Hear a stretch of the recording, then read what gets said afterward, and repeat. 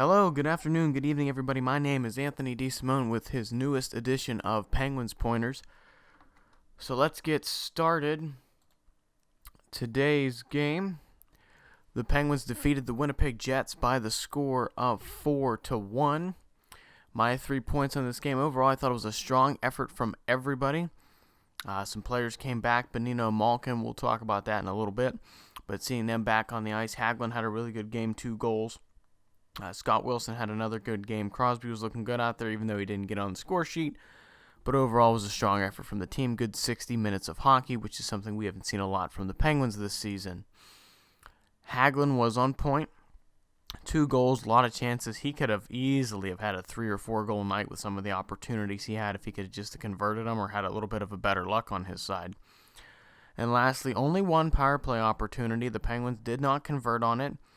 But something that they need to work a little bit better on moving forward is find a way to draw some penalties and get some of your opponents in the penalty box. So you can have some power play opportunities. 1 power play opportunity against the type of team like the Winnipeg Jets, who are very physical and tend to get in trouble with cross checks and trippings, was surprising today that they only were in the sin bin 1 time.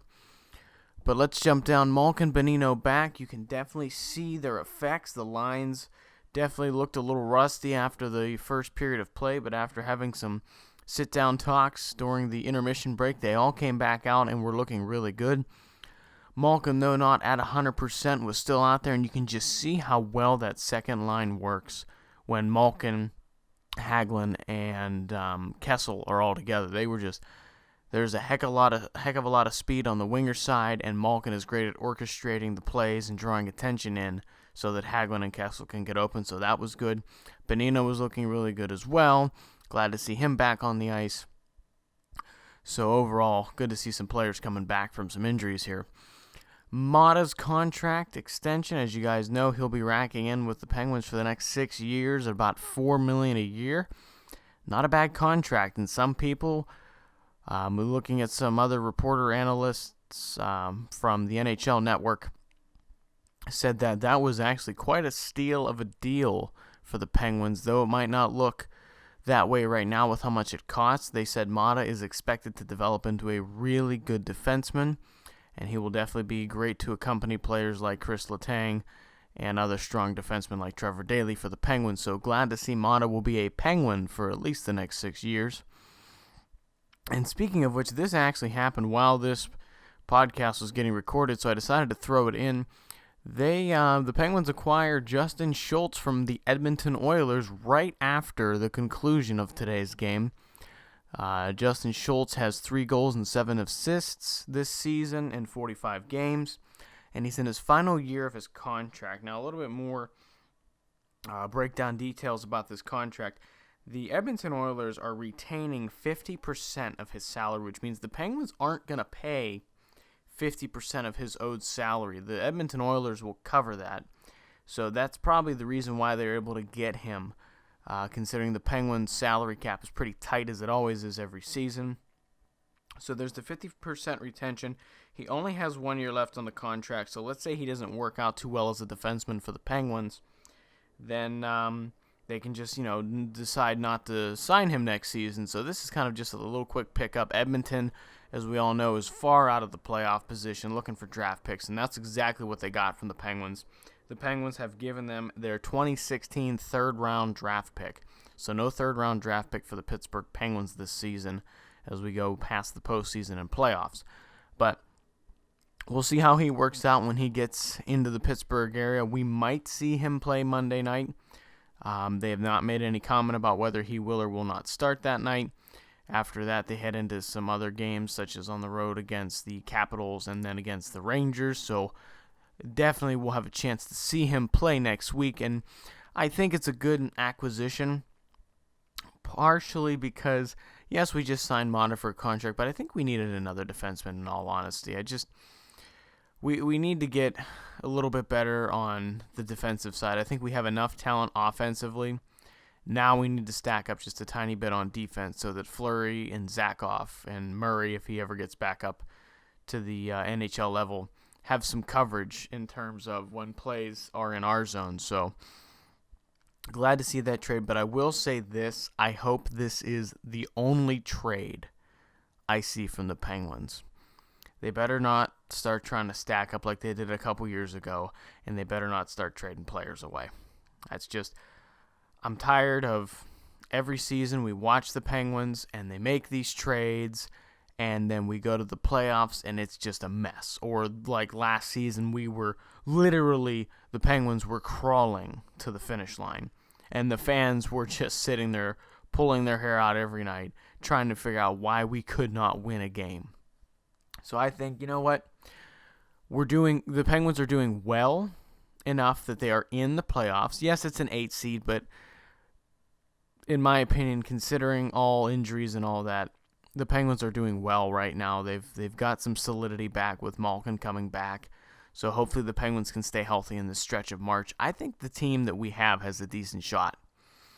You know, when they all play well like they did today against the Jets, I really think they have a decent shot if we make it into the playoffs. So I think leave the team alone. Don't make any trades. Just can we try something different instead of trading the players and making moves like the Penguins do every season at the trade deadline, and it never works for us. So I say keep with what we have. It's either going to work or it's not going to work. Either way, let's just have the Penguins stick with what they have. So, but speaking of that playoff picture, let's jump over to the standings. Capitals, as we all know, still have that first spot locked up. 94 points now in 60 games. They are a very hot team this season. Rangers now have 76. Islanders have 73, so they've put a bit of distance between us and taking a Metropolitan standing spot. Jump past the Atlantic section real quick. Panthers have 78. Bruins and Lightning have 74, but the Lightning hold a tiebreaker because they have one more game to play than the Bruins do. And then we jump down to the wild card, where the Red Wings and Penguins hold the 7 and 8 spots, respectively, with 71 and 70 points. Stats, of course, in the top right corner as of 7 o'clock on the 27th. So these are subject to change, as there are some games going on Saturday night and Sunday. Looking at In the Hunt, the Flyers now lead the In the Hunt section as the first team out of the playoffs with 67 points. Devils behind them with 67. Hurricanes, Senators, and Canadiens are all sitting behind them, and they've become a little more distance now. This is not becoming as tight as it was 2-3 weeks ago when it was just a few points. Now it's 3 points between the 8 spot and the 9 spot, and then from there it's a couple points between 10 and 13, and after that the other teams are sitting in the 50-point mark, so those teams are considered probably not going to have a chance of making the playoffs, so now they are not on the board. As you saw, Buffalo was on the standing sheet for 1 week, but unfortunately they lost a couple games and now are basically, in my opinion, too far out to make a playoff run, and I'm sure they'll start making some trades for next season. So that's how the standings shake up. Looking at the teams that are in the hunt, in all honesty, I really hope the Flyers don't make it. I hope they stay in the hunt section and miss the playoffs. Because if the Penguins have to face off against the Flyers at some point in the playoffs, they just won't win. The Penguins' Achilles heel, there are 2 teams that are their Achilles heel. They are the New York Rangers and the Philadelphia Flyers. And if we can avoid those 2 teams like the plague, then we have a decent shot this season with the playoffs. But other than that, the Devils maybe have one last gasp in them to try to push and propel themselves, but I think honestly this in my opinion is what the playoffs are going to look like in terms of the Metropolitan and the wild card. You know, I would like to see the Penguins steal one of the top 3 spots in the Metro, either second or third, because we're not catching the Capitals, but just if they cannot be consistent this month of March, and this month of March is going to tell us a lot. If the Penguins can streak together some winning streaks, then maybe, yes, we can see them take a spot. But overall, I'm thinking, in my opinion, the 8 teams that are in right now will be the 8 teams that make it. I don't see the Detroit Red Wings missing the playoffs.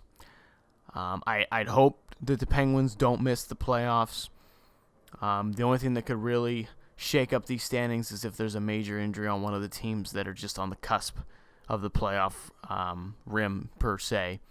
In terms of Boston or the Islanders or the Red Wings or Penguins. If one of those 4 teams had an injury, then maybe I could see them missing playoffs. But other than that, I think this would be the 8 that make it. But only time will tell. And speaking of time, the next game that the Penguins will be playing is Monday against the Arizona Coyotes. 60 points this season. They're 5th in the Pacific Division, 11th in the wild card standing. They are on the outside looking in, so they are desperate for points. This will be a tough game for the Pittsburgh Penguins, as they're going to be playing a team that is in desperation mode.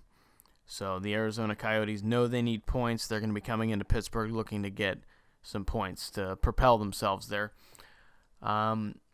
Some things to look at here. This is the first of 3 games in 4 days for the Penguins, so this is going to be a very busy week. Starting on Monday, they play home against the Arizona Coyotes. Tuesday, they travel across the state of Pennsylvania over into Washington to face off against the Capitals, which is also going to be a very tough game for the Pittsburgh Penguins. And then if that's not enough, they get 1 day off, and then they find themselves facing off against the New York Rangers, who they have proven to be a real thorn in the Penguins' side of late these past couple seasons. So there's 6 points up for grabs over the next 4 days when the Penguins play Monday, and they need to take advantage and get as many of those points as possible. So, especially considering they are still on the fringe of being outside of the playoff picture, but just close enough that they can take a spot in the Metro. So these points are very important to both teams. Arizona to make a push for the playoffs, the Penguins to make a push to stay in the playoff picture. My 3 tips to win: star scoring. We have not seen it these past couple games. It's been a lot of the bottom forwards and middle of the pack guys, which isn't a bad thing.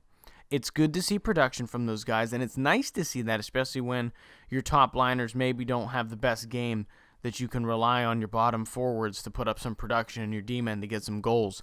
So that's nice to see that. But Crosby, Malkin, they need to get some goals on the board here. Phil Kessel as well needs to get another goal if he can. He had a nice performance a couple games back. He needs to build and get back to that level of competition again. Number 2 spot, defense. Defense, especially after that Boston game where we gave up all those goals at the end of the game.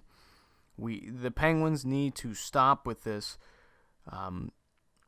sloppy defense, if you will, that they've had, especially late in games, giving up late goals and making games closer than they need to be or ruining chances for a comeback. The defense needs to start being stronger. Protect Fleury, protect the net, block shots, keep your stick on the ice. Simple things like that you hear all the time, that you hear other sports commentators saying, coaches say in post-game interviews. Stick to those and have a good, solid defensive game and turn strong defense into offensive opportunities. Third point, 60 minutes. The Penguins played a 60-minute hockey game, finally, against the Winnipeg Jets, where even in the last minute of the game, they were chasing pucks and trying to get another goal on the board.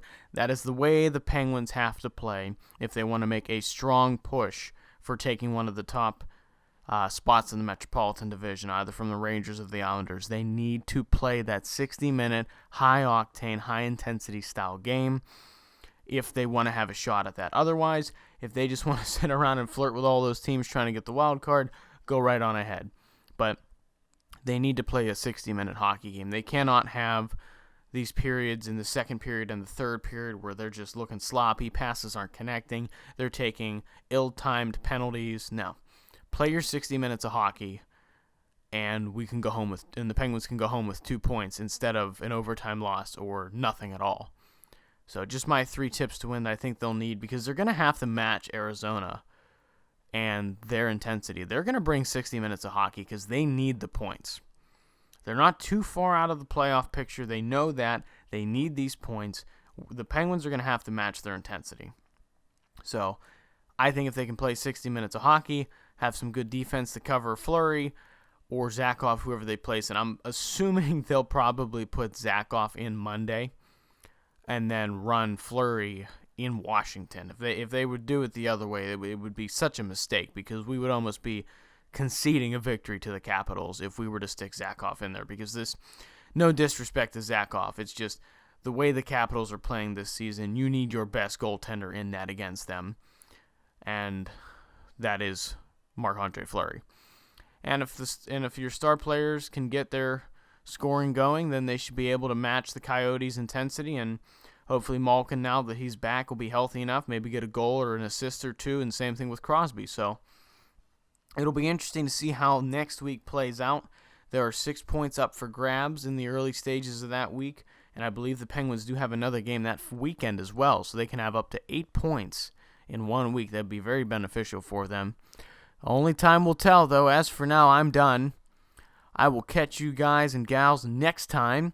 If you haven't already, like the video down below. If you haven't subscribed to the channel, please do. And I will catch you all next time. Go Pens!